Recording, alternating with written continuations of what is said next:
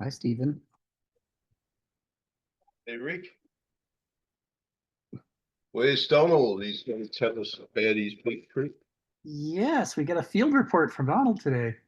Oh, yeah, that's great. Uh, Kenneth largely told me I should stop practicing philosophy without a license. No. uh, You better sign out now. Yeah, So long, everyone. It's been fun. I'm as every bit blinded as I was when I was 22 years old. So, So you're sort of like the slowest student in the class, are you? I'm about the oldest. We could agree that I was about one of the oldest students he had, but I did meet a really good student of his, Josh Stevens. Oh yeah, who seems to have an excellent grasp of the kinds of subtleties of thought that Kenneth has.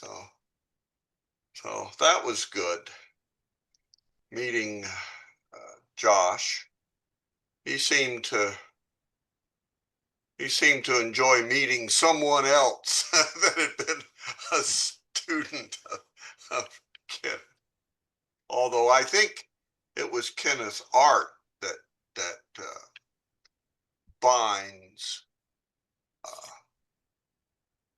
Josh in it. yes. So anyway, there was a message from Kenneth. Was there? Oh yeah. Well, there was a message from Angela that the AI transcript tool associated with Zoom produces largely gibberish. Yes, it does.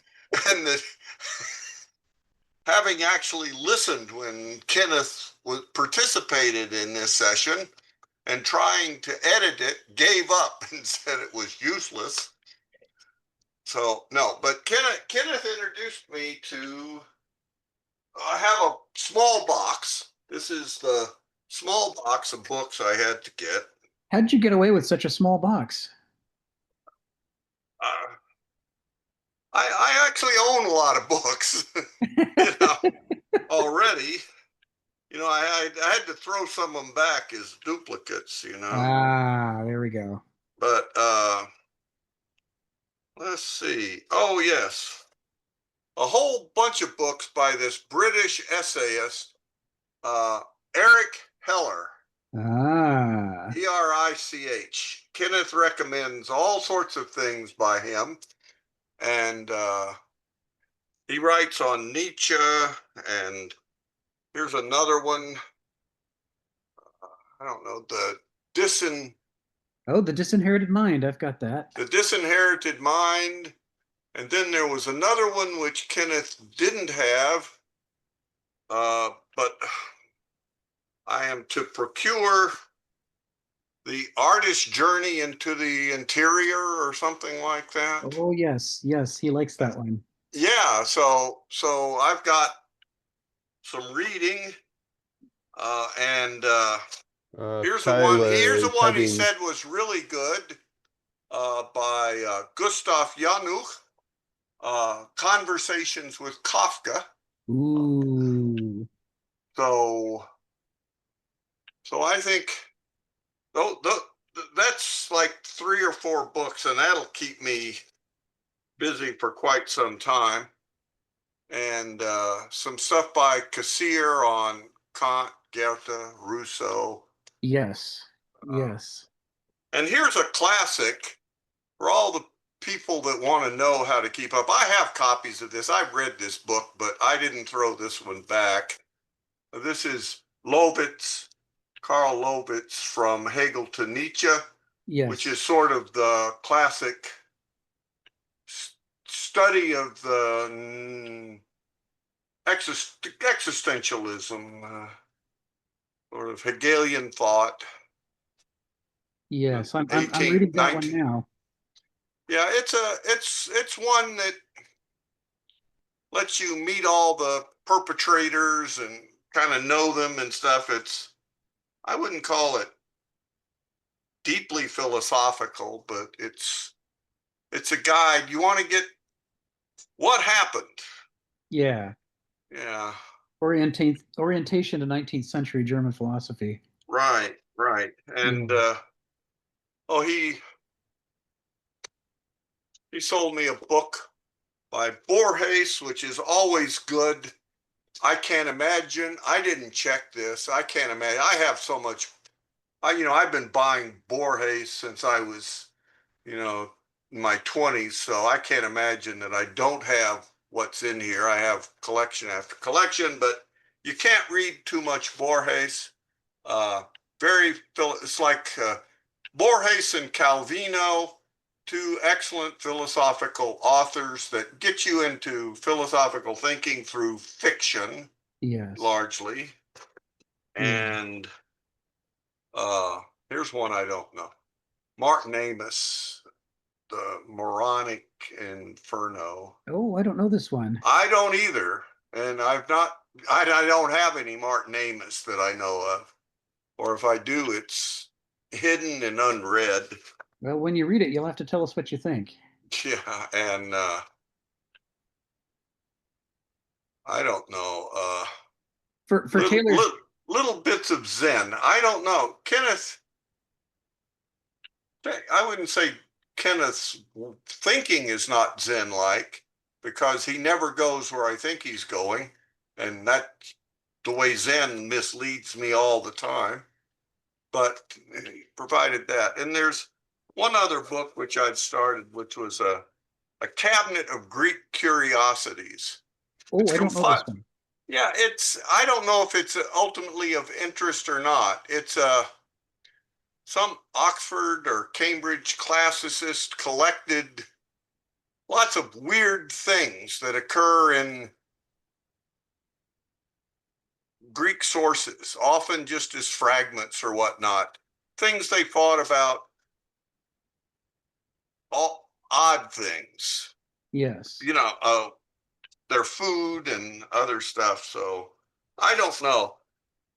I read the introduction to it yesterday, and it sort of says, the guy says, these are curiosities. I don't vouch for their truth, or I mean, he vouches that the attribution is right, that Yeah. it Yeah. came from where he said it came from, but he didn't say that it true or not, and it's He just like, guarantees it's weird. yeah, he guarantees it's weird. Yes. And Yes. a lot of it seems to be, of the weird stuff about the Greeks, seems to be written by Romans. So I don't know. Well, if the Romans found it weird, we were probably going to find it weird too. So, and as you would expect, we did not discuss really this seminar. Yeah. This Yeah. is something that he did a long time ago. Whether it reflects his current thinking or not, don't know, but have at it. I think it won't hurt us. Yeah. Yeah. I did go to Austin, so. Yeah. And Austin is, you know, we had Kenneth's address, and my wife looked it up on Street View, and I said, that doesn't look like Kenneth's house. So I texted Angela, like, could you give me your current address and whatever? And it was the same one. And when we got there, it was. It's just that the whole neighborhood has changed. It's all changed around the It's house. all changed. And they're now I mean, it was sort of a barren prairie, and now everybody's planted trees, and Good. it just looked so different. And plus, it was clearly outside of the inhabited portions of the town. It was in a very new area, and now it's surrounded by 100,000 additional people. So Yeah. I did know where he lived. I didn't know that I knew, because I didn't recognize it. But Yeah. it was, and the house now is fully up to Duncanville standards. Oh dear God. Only it's twice the house. Yeah, so it's twice the labyrinth of books. Oh, it is. It is amazing. I haven't visited him in Austin yet. I visited him at Duncanville, and well, it blew Oh me yeah. away. I mean, Well, it that was a was labyrinth. about a 2,000 square foot house, Yes, yes, completely with every bit of the walls covered, yes, and most of the floor. yes, And Austin is a 4,000 square foot house. There are parts of the walls that are not covered, but this is because there are parts that are so high you couldn't reach them. That's the only It's reason. not. It's not that he wouldn't have. If he gets But a rolling ladder, it'll it'll fill into the ceiling. but I was talking with Is he Angela. some sort of speed breeder, is he? Well, No, but he has a lot of time. This is what he does. It's not like he does something else. yeah, There's his artwork and his philosophical work, and that's what he does. yeah, And and he sells books, he so sells books. he Yeah, keeps yeah. extra copies. Yeah. If he finds good books, he buys copies. I think he has a room full of what he calls his eBay room, which is stuff he offers for sale online and stuff. But Yeah, yeah,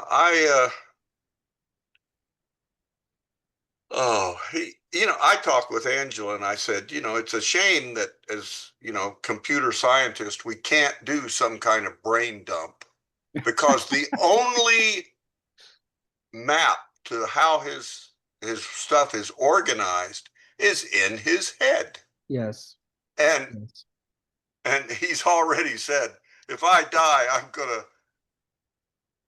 I'll have to get several students to come back, you know, and spend, The I don't rest of know. their lives. Yeah, years going through stuff and collating it and everything, but Well, and he tells me that, every time he has a profound insight, he just grabs some piece of paper that's nearby and scribbles it down. And sometimes that makes it into the computer and onto essays, and other times it's just these collections of, yeah, of materials for future work yes. where he collects stuff. And I don't know what the deal is when the raw material reaches 6 feet high or 8 feet high or whatever. He says, "Oh, that can now be completed." It's time to make a book out of that. Yeah, but Yeah. anyway, it was nice to see him. His mind is as sharp as ever, and I bleed as easily as ever from his sharp mind. you know, we talked a bit about LSU and stuff, but Yeah. you know, he said they misled him. That when he went there, the chairman told him that the school didn't give a rat's ass for how well he could teach. And he said after a few years, he knew that they didn't give half a rat's ass for how he taught.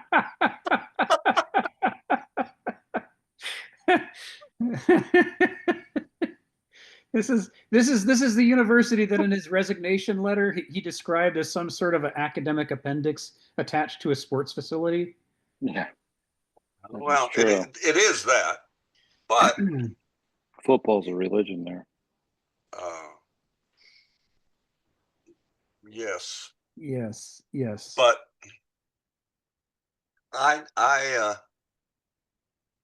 look,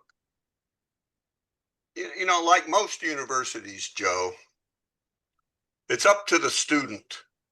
It's the That's rare true. university that makes the student get an education. But a student looking for one could find one there. My uh, most of my professors were quite competent, but I had, and and held degrees from really good universities, but you had to find them and sign up for their courses. You know, and that I found that to be true in a lot of big schools. Like they have a lot of individuals that are really passionate that have done some remarkable work, and they are available. They made themselves available, but you do have to seek them out. You know, if you want 4 years of debauchery, I highly recommend LSU to you. You know, it's never too late. It's never, you know, but you don't have to do that. You know, It's a learning experience. Yeah, I wish I'd have been a better student. That I had opportunities I missed, but you know, I'm not in a position to correct them. I'd be dead. But yeah, you know, like Kenneth was there. You could have learned quite a bit about from Hegel in the 19th century and Aristotle and stuff. You didn't have to take logical positivism or something like that. You know, they had, you know, a lot of I had 2 math professors that had, I think, maybe buildings or stuff named after them, you know, because they were so well thought of in the history of the school. You know, you could do it. My Greek professor was a Harvard grad, you know, guy that really knew Greek and Latin, you know. My German professor was a highly regarded scholar in Old Norse, so he could visit Iceland and speak to them in their native language. I don't know what, but you know. And those individuals were eager to share what they've learned, and that's my experience at least. You know that, and they're eager to even engage in projects, not unlike this one. I mean, they think it's wonderful when a student shows up because they get so few of them while they have so many people enroll in their classes. They're like, look, it's somebody who's not here to party. Quick, let's teach him. That's right. Well, before he gets away. I've interrupted things enough, but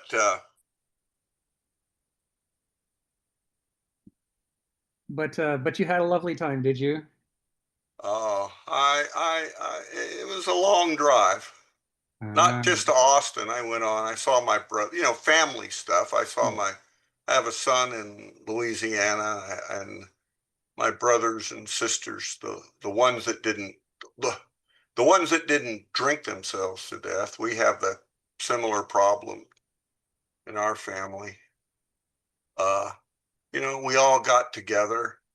I met great nieces and nephews that I didn't know who they were and still don't know who they were because I just don't see them. Yes.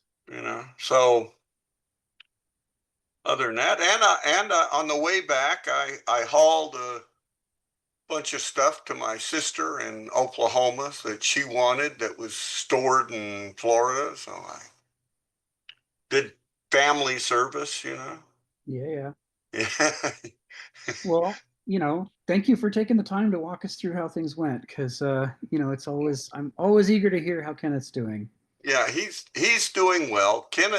Angela is doing well, which is important for Kenneth doing well. Yes. She's although you know, there was a lot of things we discussed about, but philosophy was not largely the topic. I mean, I mean, there were. How old is Kenneth now? He's about 81, 82. You know, but I'll say his mind is sharp. That is, he still is cutting and satirical as he always was. You know. Yeah, you're gonna if you spend time with Kenneth, you're gonna spend a lot of time laughing. Yeah,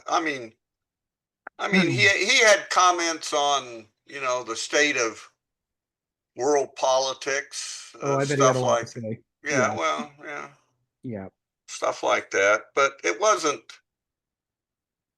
largely. Sarcasm is upsetting a lot of people these days, you realize. They wouldn't want to spend much time with Kenneth then. You know, he Although he's more ironic than sarcastic. he sees. I mean, I think he sees part of what he should do is point out the absurdities of things happening Yes. as a way of Hmm.